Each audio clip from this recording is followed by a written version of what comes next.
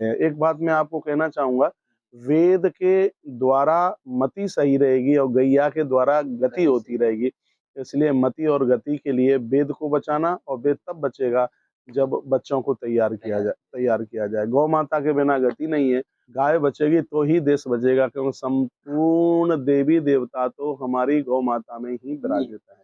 हाँ, अपने जैसा तो धर्म कहीं हो ही नहीं सकता। हम कभी किसी के धर्म की बुराई नहीं करते।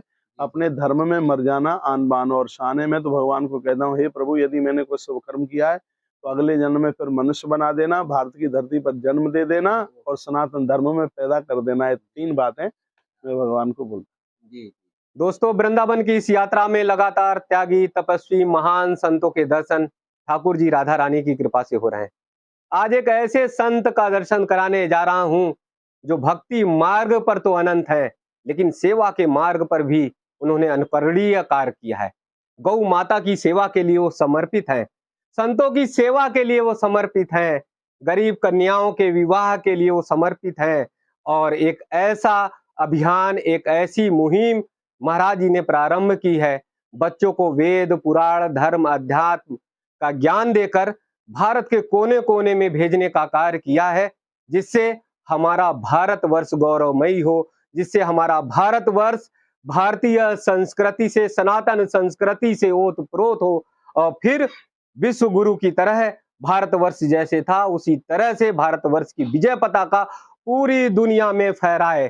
तो आइए आप सबको दर्शन कराते हैं, पूजनीय कौशिक महाराज जी का दर्शन कराते हैं, भावपूर्ण दर्शन। और बहुत सारे भक्तों का आग्रह भी था, बहुत सारे भक्तों ने कहा था कि पूजनीय कौशिक महाराज जी का दर्शन नहीं हुआ, तो भावपूर्ण चरणों में वंदन, बहुत बहुत वंदन। और सबसे जो अनुकरणीय बात महाराज जी की यही कि भक्ति के साथ सेवा के इतने सारे प्रकल्प हैं, इतने सारे प्रकल्प हैं जो हम सबको प्रेरित करते हैं, हम सबको सदमार्ग पर ले जाने के लिए प्रेरित करते हैं। एक संत जब सेवा करते हैं तो आप समझ सकते हैं कि हम सबको कितनी ज्यादा सेवा करनी चाहिए। तो आइए फिर सनातन धर्म, सनातन संस्कृति और सेवा कार्य की ओर चलते हैं। आइए, राजनारायण यूट्यूब चैनल में आप सभी भक्तों का बहुत बहुत स्वागत है। मैं बोल रहा हूँ आचार्य कौशिक महाराज, गौतीर्थ तुलसी तपोवन गौशाला, परिक्रमा मार्ग, सीधाम, वृंदावन। भैया ने अभी प्रश्न किया है कि संत मार्ग में होते हुए और ये सेवा का भाव कैसे। हम सनातनी लोग हैं, सनातन धर्म को मानने वाले लोग हैं। हमारे पूर्व में भी संत महापुरुषों को देखा जाता है। पूज्य स्वामी विवेकानंद जी महाराज हैं, परमहंस हैं, इन सब लोगों ने सेवा के ऊपर बहुत बड़ी बात कही।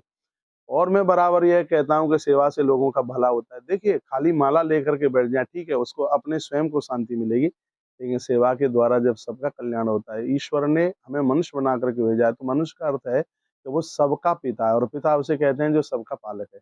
इसलिए हमें और आपको चाहिए कि जितना भी हम कुछ जीव जंतुओं के लिए करते रहें, उतना ही ज़्यादा बढ़िया है। आज तुलसी तपोवन गौशाला बहुत सेवा कार्यों में लगी है। कैंसर हॉस्पिटल बनाने के लिए जा रहे हैं, यहाँ धन्वंतरी मेडिकल चल रहा है, यहाँ औषधालय यहाँ पर चल रहा है, जहाँ बिल्कुल फ्री ट्रीटमेंट होता है।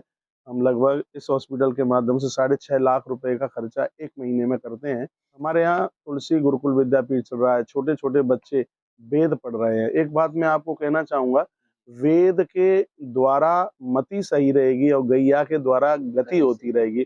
इसलिए मति और गति के लिए वेद को बचाना, और वेद तब बचेगा जब बच्चों को तैयार किया जाए। गौ माता के बिना गति नहीं है।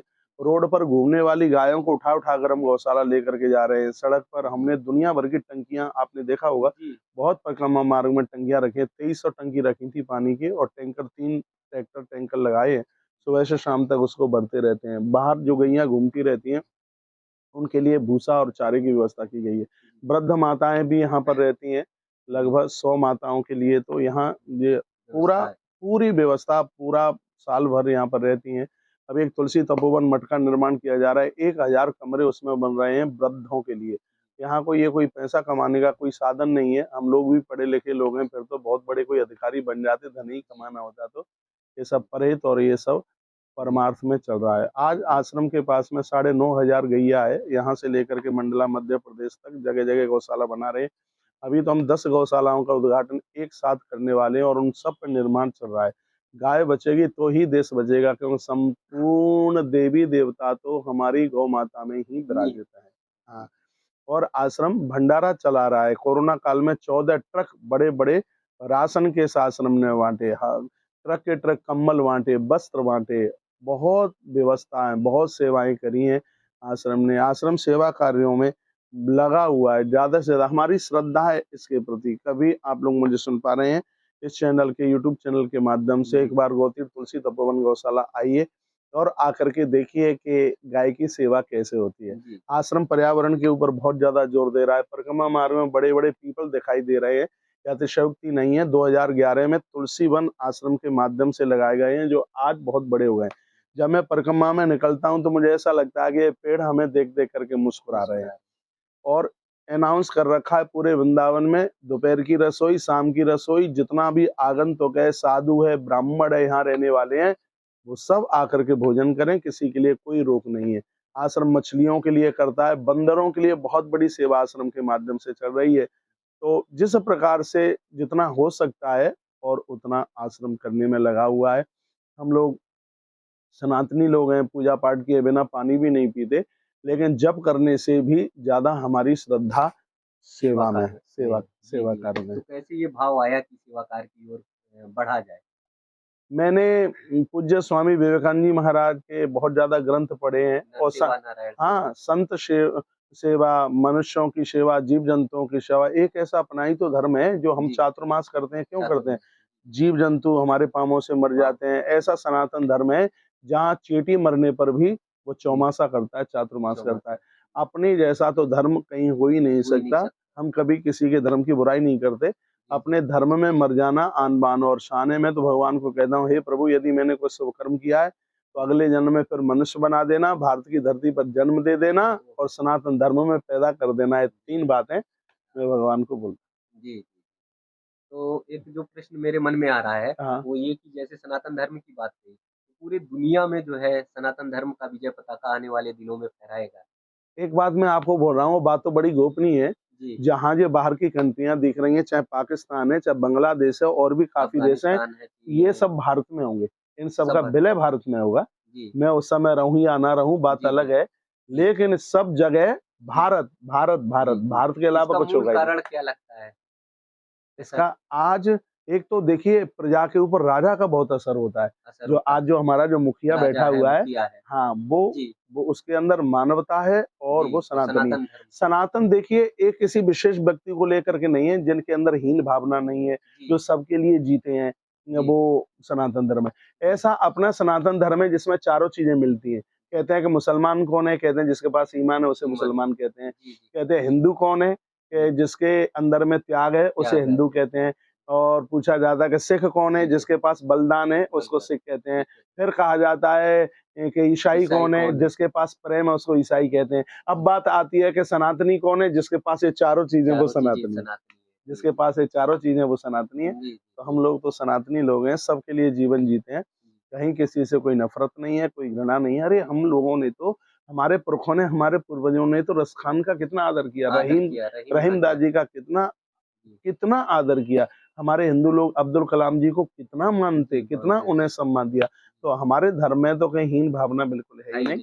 तो इस चैनल के माध्यम से जितने भी भक्त लोग सुन पा रहे हैं, मैं आप सबको कहूंगा, अपने अपने क्षेत्र में, अपने अपने गली मोहल्ले में साफ सफाई का ध्यान रखते हुए जीव जंतुओं की सेवा कीजिए।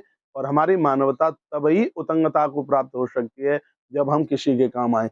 किसी के काम जो आए उसे इंसान कहते हैं, पराया दुख जो जाने उसे भगवान कहते हैं। बहुत बहुत धन्यवाद आपके चैनल के माध्यम से सभी दर्शकों का। ऐसे आप जुड़े रहिए, और यदि भैया द्वारा से आएंगे तो फिर एक नई वीडियो आपको देते हैं। जय श्री कृष्णा, जय श्री राम, जय गौ माता, जय राधे श्याम, जय ब्रजभूमि, जय भारत। ओके। पूजनीय महाराज जी ने अभी जो सारे विषय बताए, मुझे लगता है कि पहले ऐसे संत हैं जिन्होंने पर्यावरण की बात की। हमारे धर्म में, हमारी संस्कृति में, हमारे देवी देवता सभी, जहां लोग कल्याण की कामना करते हैं, जो लोगों के सुख और शांति की, वैभव की कामना करते हैं, वहीं पर्यावरण के लिए भी बात करते हैं। लेकिन पूजनीय महाराज जी के एक एक शब्द जो है हम सबको प्रेरित करने वाले थे, आनंदित करने वाले थे। और सहज रूप में, इससे पहले जब महाराज जी ने बोला, साधारण मानव हूं, बस लोक कल्याण के लिए हम कामना करते हैं, लोक कल्याण की बात करते हैं, तो महाराज जी से बहुत कुछ हम सब सीख सकते हैं। और जल्दी आइए, आप सब अगर देश दुनिया में कहीं पर भी हैं, तो महाराज जी का दर्शन करिए और महाराज जी के दर्शन के साथ सीखिए कि भक्ति के साथ सेवा कैसे होती है। क्योंकि यहाँ से अगर आएँगे तुलसी तपोवन, तो निश्चित मैं मानता हूँ, निश्चित मैं कहता हूँ कि सेवा का ऐसा मार्ग आप चुनेंगे, ऐसा मार्ग चुनेंगे कि आपका जीवन जो है एकदम अनुकरणीय हो जाएगा। महाराज जी ने एक बार कहा भी था, मुझे पता भी है कि जितनी गौ माताएं इधर-उधर भटक रही हैं, तो आप ले आओ मेरे गौशाला में। तो इतना बड़ा उद्घोष करना और स्वयं में करना और फिर उसकी बहुत अच्छे से बेहतर से सेवा करना, ये भी बहुत बड़ा अनुकरणीय है। तो इसीलिए भारतवर्ष धन्य है, भारतवर्ष की धरती धन्य है और ब्रजधाम तो सबसे अनुपम है, जहाँ ऐसे पूजनीय संत हैं, जो सेवा के लिए, भक्ति के लिए समर्पित हैं। बहुत-बहुत महाराज जी के चरणों में वंदन, बहुत-बहुत वंदन, बहुत-बहुत